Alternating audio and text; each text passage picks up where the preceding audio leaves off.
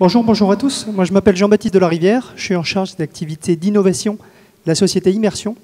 Immersion qui est une société bordelaise spécialiste de la réalité virtuelle, de la réalité augmentée, puisque ça fait plus de 20 ans qu'on fournit aux industriels, aux professionnels, des solutions qui leur permettent un peu, quelque part, de sortir les modèles 3D de leurs écrans et de les transformer en vraies expériences pour pouvoir prendre des décisions ensemble autour de ces données numériques. Bonjour à tous, je m'appelle Gaël Hainaut, je suis cofondateur de la société Suna Design. Donc, Suna Design, c'est le leader de l'éclairage solaire autonome en LED. On est une jeune entreprise, on a été créé en 2011. On a aujourd'hui plus de 8000 produits qui ont été vendus notamment à l'export, avec une présence dans plus de 43 pays. On est également fort de plusieurs partenariats, notamment avec Schneider Electric et Thorn Lighting, qui sont deux majeurs du secteur.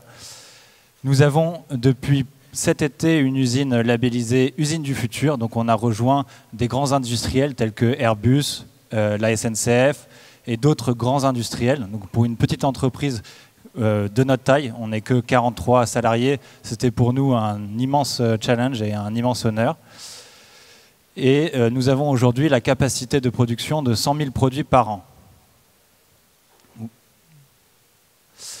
Donc notre besoin, c'était depuis 2014, avec le début de notre production en 2013 et donc nos premiers succès commerciaux, de pouvoir augmenter notre capacité de production et avoir une ligne de production à la fois modifiable et adaptable, c'est-à-dire avoir plus de place, mais aussi avoir la capacité de répondre à plus de commandes et à être beaucoup plus à la fois ergonomique, malléable en fonction du niveau de commande qu'on avait sur les différents moments.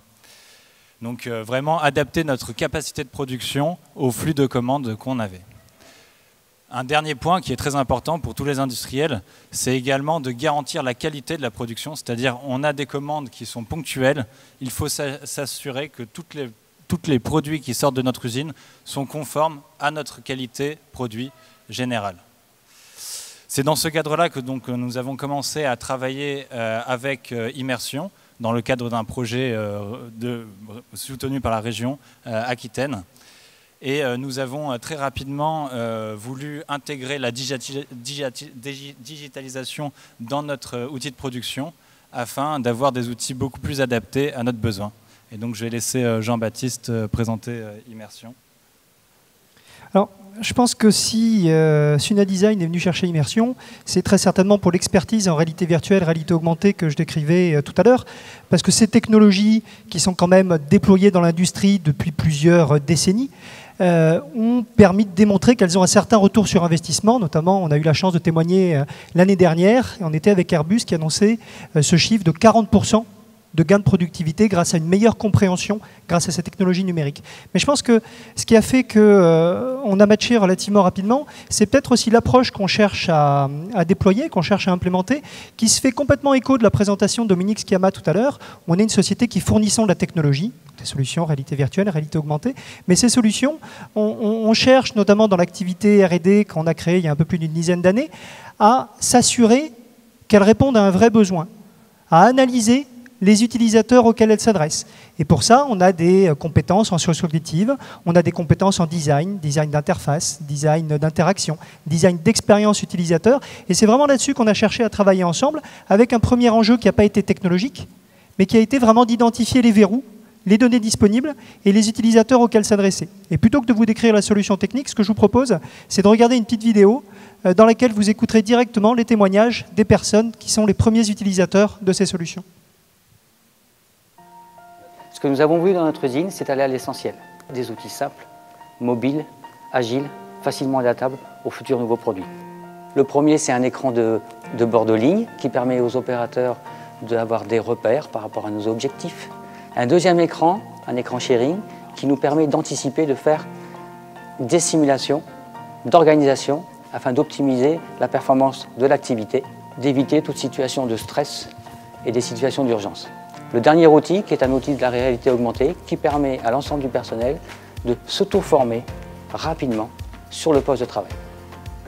Notre usine connectée, avec l'intégration d'outils tels que Sharing, permet à l'ensemble de nos collaborateurs de partager plus facilement des informations.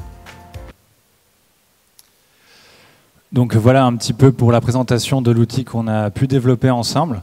Aujourd'hui, suite à l'implémentation de ce premier outil, on a mesuré un gain en formation de 80%, donc ce qui est très important. Ce sont les utilisateurs eux-mêmes qui nous ont fait ce retour. Et nous, en termes de qualité produit, on a assuré la qualité de l'ensemble des produits. Ça nous a permis de shifter d'une production à l'autre, de shifter aussi d'une équipe à l'autre en fonction des postes de travail et des besoins. Et aujourd'hui aussi, nous travaillons sur le futur de cette solution et sur les prochaines étapes, sachant qu'on souhaite, avec cet outil de réalité augmentée, continuer à renforcer nos essais qualité et renforcer la traçabilité de nos solutions. Et ce que je peux peut-être ajouter pour conclure, c'est que ce gain, je pense qu'il est lié à plusieurs facteurs. Un des facteurs, c'est la 3D, qui va permettre de mieux comprendre quelle pièce implanter, comment l'implanter. Un autre des facteurs, c'est cette collaboration accrue entre l'opérateur en cours de formation et les experts. Et la réalité augmentée, quelque part, c'est l'outil qui permet d'implanter, d'amener cette information numérique directement dans l'usine. Tout à fait. Merci beaucoup Jean-Baptiste pour le travail qui a été fait sur ce sujet et on espère du coup encore plus de collaboration pour le futur. Merci à vous pour cette collaboration fructueuse et à tout le monde pour son soutien. Merci.